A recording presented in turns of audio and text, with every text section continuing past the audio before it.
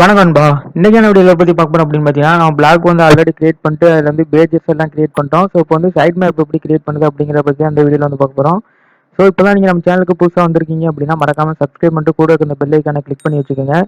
So video தொடர்ந்து பாருங்கள். Video வந்து உங்களுக்கு பிடிச்சிருந்துச்சு அப்படின்னா மறக்காமல் தம்ஸ் அப், அதுக்கப்புறம் அந்த பெல் ஐக்கான் சப்ஸ்கிரைப்லாம் மறக்காமல் பண்ணிக்கோங்க. ஸோ வாங்க வீடியோக்குள்ளே போகலாம்.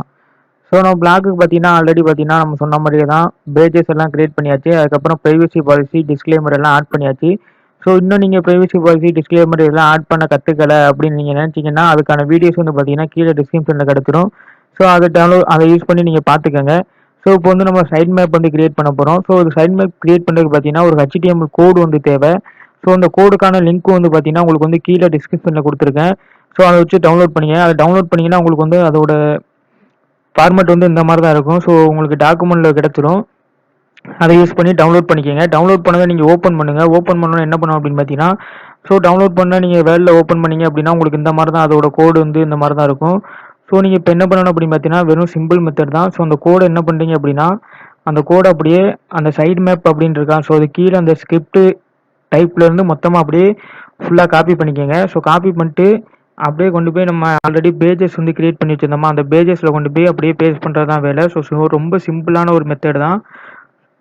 இப்போ வந்து நம்ம பேஜஸ் கிரியேட் பண்ண பேஜஸ்க்குள்ளே போயிடலாம். ஸோ பேஜஸில் பார்த்தீங்கன்னா ஆல்ரெடி நம்ம சைட் மேப் அப்படின்னு ஒரு பேஜ் வந்து கிரியேட் பண்ணி வச்சுருக்கோம்.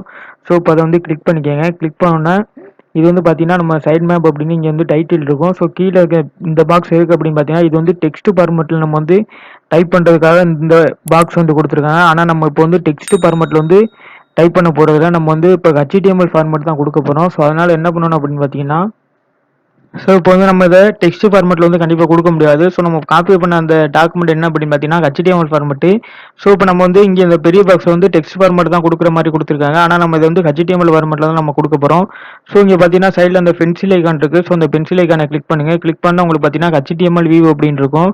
ஸோ இந்த HTML வியூ அப்படிங்கிறத கிளிக் பண்ணிக்கங்க. கிளிக் பண்ணோன்னா பார்த்தீங்கன்னா இதில் இருக்கிறத டெலீட் பண்ணிடுங்க.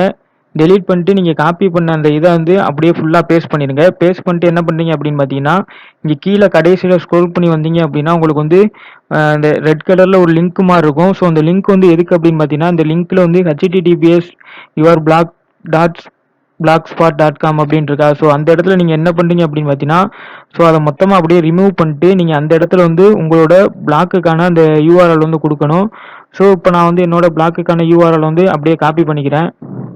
ஸோ உங்களோட பிளாக்குக்கான அந்த யூஆர்எல்ல காப்பி பண்ணிட்டு இங்கே வந்து மொத்தமாக அப்படியே பேஸ்ட் பண்ணிடுங்க. ஸோ நீங்கள் பார்த்தீங்கன்னா எந்த இடத்துல கரெக்டாக பேஸ்ட் பண்ணணும்னா அந்த HTTPSல ஸ்டார்ட் பண்ணி நீங்கள் .com அப்படின்னு முடியுதா. ஸோ அந்த இடத்த ஆல்ரெடி ஒரு லிங்க் வந்து இருக்கும். ஸோ அதை அப்படியே யூஆர்எல்ல ரிமூவ் பண்ணிவிட்டு உங்களோட பிளாக்குக்கான அந்த யூஆர்எல் வந்து இங்கே பேஸ்ட் பண்ணிடுங்க. பேஸ்ட் பண்ணிட்டீங்கன்னா முடிஞ்ச அவ்வளோதான் வேலை.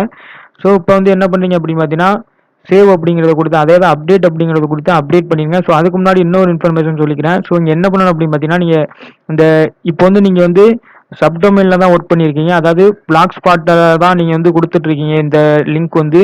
ஸோ மேபி நீங்கள் வந்து ஃபியூச்சரில் வந்து அதை .com இல்லைனா டொமைனுக்கு வந்து சேஞ்ச் பண்ணும்போது இங்கே வந்து நீங்கள் அந்த என்ன டொமைன் வந்து கொடுத்துருக்கீங்களோ அந்த டொமைனை வந்து இங்கே கண்டிப்பாக கொடுத்து இதை வந்து சேஞ்ச் பண்ணிக்கங்க. ஏன்னா இங்கே வந்து பார்த்தீங்கன்னா உங்களுக்கு வந்து நீங்கள் டொமைன் வாங்கினதுக்கப்புறமும் இங்கே வந்து பிளாக் ஸ்பாட்டில் தான் இருக்கும். ஸோ அதனால தான் நீங்கள் வந்து சேஞ்ச் பண்ணிக்கங்க. அப்படி நீங்கள் சைட் மேப் வந்து யாராவது ஒருத்தவங்க ஓப்பன் பண்ணி பார்க்கும்போது வந்து உங்களுக்கு கண்டிப்பாக ரீடைரக்ட் ஆகும். ஆனால் ஒழுங்காக விசிபிள் ஆகாது. ஸோ அதனால் டொமைன் வந்து வாங்கினீங்க அப்படின்னா ஸோ இந்த பிளாக் ஸ்பாட் அப்படிங்கிறத எடுத்துட்டு உங்களோட டொமைன் என்னவோ அந்த டொமைனை வந்து கரெக்டாக கொடுத்துக்கோங்க. ஸோ அவ்வளோதான். ஸோ இப்போ வந்து அப்டேட் பண்ணிக்கலாம். அப்டேட் கொடுத்து சேவ் செஞ்சு ஸோ நம்ம ஆல்ரெடி பண்ண மெத்தட் தான். அதாவது நம்ம ப்ரைவசி பாலிசி, டிஸ்க்ளைமர் ஆட் பண்ணும்போது என்ன மெத்தட் ட்ரை பண்ணமோ அதே மெத்தட் தான் இங்கேயும் ட்ரை பண்ண போகிறோம். ஸோ அந்த லிங்க் அப்படியே காப்பி பண்ணிக்கங்க. காப்பி பண்ணிட்டு கொண்டு போய் பேஸ்ட் பண்ணிடுங்க.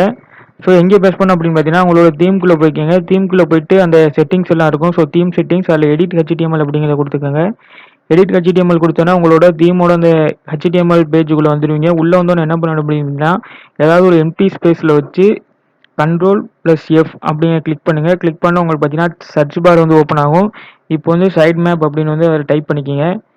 ஸோ டைப் பண்ணிவிட்டு என்டர் அப்படிங்கிறத ப்ரெஸ் பண்ணுங்கள். என்டர் அப்படிங்கிறத ப்ரெஸ் பண்ணோன்னா சைட் மேப் இருக்கிற அந்த லொக்கேஷன் வந்து உங்களுக்கு காமிச்சிடும். இந்த எல்லோ கலர் சிம்பிளில் காட்டுதா? ஸோ இந்த இடத்துல நான் இருக்குது. ஸோ இந்த இடத்துல நம்ம வந்து அங்கே காப்பி பண்ண அந்த லிங்க் வந்து இங்கே பேஸ்ட் பண்ணுற மாதிரி இருக்கும். ஸோ இது எங்கே பேஸ்ட் பண்ணணும் அப்படின்னு பார்த்தீங்கன்னா, அந்த HTTPS வந்து கொடுத்துருக்காங்களா? ஸோ இந்த இடத்துக்குள்ள தான் பேஸ்ட் பண்ணணும். ஸோ இந்த இடத்த கரெக்டாக நோட் பண்ணிக்கோங்க. ஸோ இந்த இடத்த கரெக்டாக நோட் பண்ணிட்டு அந்த HTTPS ரிமூவ் பண்ணிட்டு நீங்கள் காப்பி பண்ண அந்த URL வந்து இங்கே வந்து பேஸ்ட் பண்ணிடுங்க. ஸோ அவ்வளோதான் முடிஞ்சு.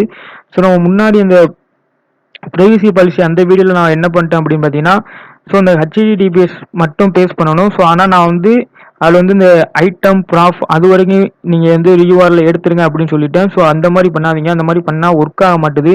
ஸோ நான் வந்து ட்ரை பண்ணி பார்த்துட்டேன். ஸோ அதனால் நீங்கள் இந்த வீடியோ அந்த வீடியோ பார்த்துட்டு இந்த வீடியோ பார்த்துட்டீங்க அப்படின்னா, ஸோ இதை ஒன்றை மட்டும் கொஞ்சம் திருத்திங்க. என் மேலே தான் கொஞ்சம் மிஸ்டேக்கு. ஸோ அதுக்காக சாரி கேட்டுக்கிறேன்.